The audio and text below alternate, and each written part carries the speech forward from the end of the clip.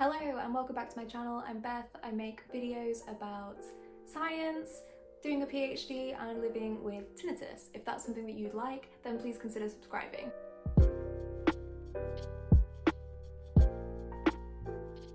Today we're going to talk about 5 tools that are really essential and important for postgraduate students.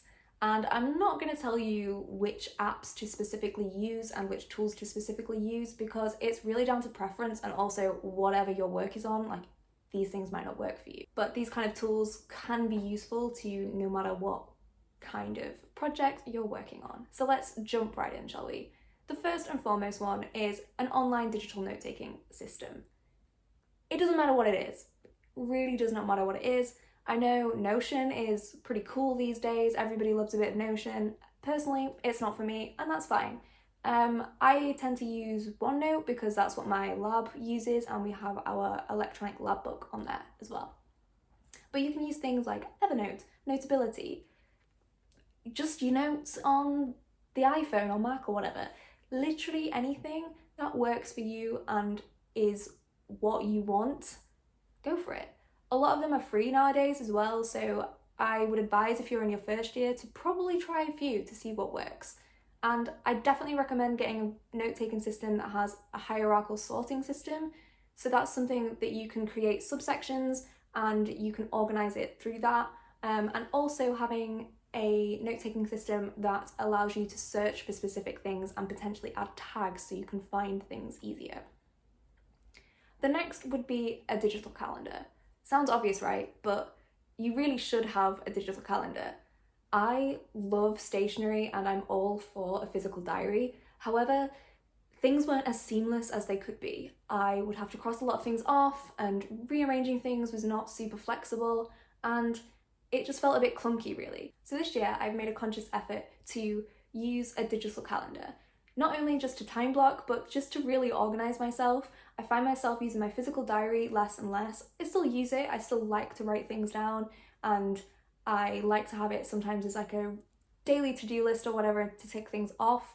It really does depend what diary you have, but I use Google Calendar and I have synced this with a project management tool called Asana as well, which I can talk about in a completely different video. And I've also synced it with my Outlook calendar and university email address. So all of my meetings go into my Google Calendar and it helps me when it comes to time blocking.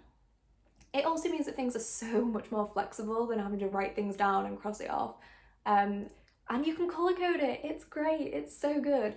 It doesn't matter what calendar tool you use, whether that's Google Calendar, Outlook, your Apple Calendar, whatever, just use one. It will really, really, really make your life so much easier. The next is some kind of word processing software. And again, that seems super obvious, but just pick what you're going to use. Microsoft Word is kind of the universal standard. That's what I use. Most universities have a subscription for students, so you don't have to pay for it.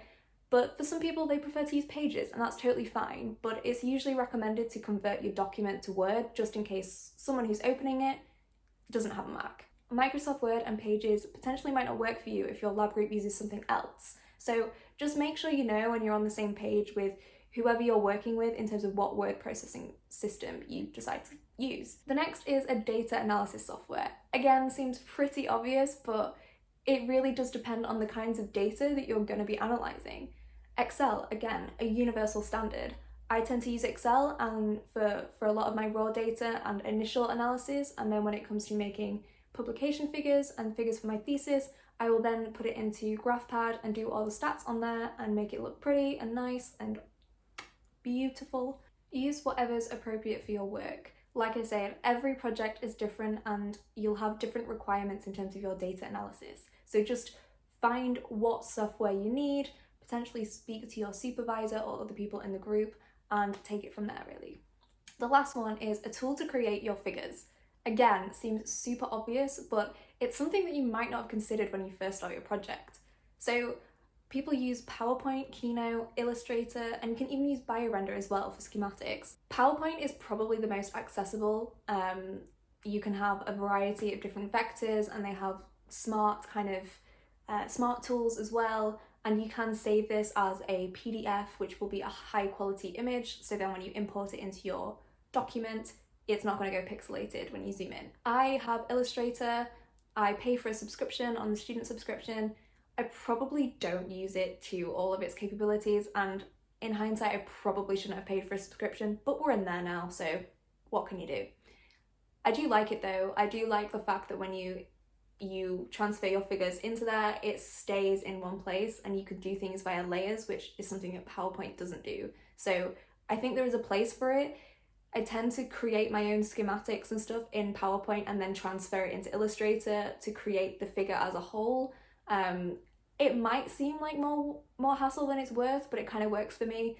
And I've only recently really started using BioRender as well for like the stock vectors and stock kind of illustration tools as well. I recently used a BioRender for a poster and it looked amazing. So I definitely recommend using those. Of course, there's other things out there like Inkscape. There's a variety of different tools, and if you're really feeling it, draw it yourself. Like, honestly, if you're artistic in any way and you feel like you can create your own schematics, draw it, scan it in, it's yours. Amazing. But definitely figure out what works for you and what your requirements are for your project. And again, if anyone else in your group or your supervisor uses a particular set of software, then talk to them about it, and you should probably use that software too. They're my 5 tools for postgraduate students that I think are really important. Let me know if I've missed any, and let me know if you have any other important tools that you think would be useful for postgraduate students. Comment below, I'd love to hear from you. As always, thank you for watching, and I hope you enjoyed this video. If you did like this video, please give it a thumbs up, and if you don't already follow me on Twitter and Instagram, please do. It's @_Bethology, and I'd love to connect with you. Thank you.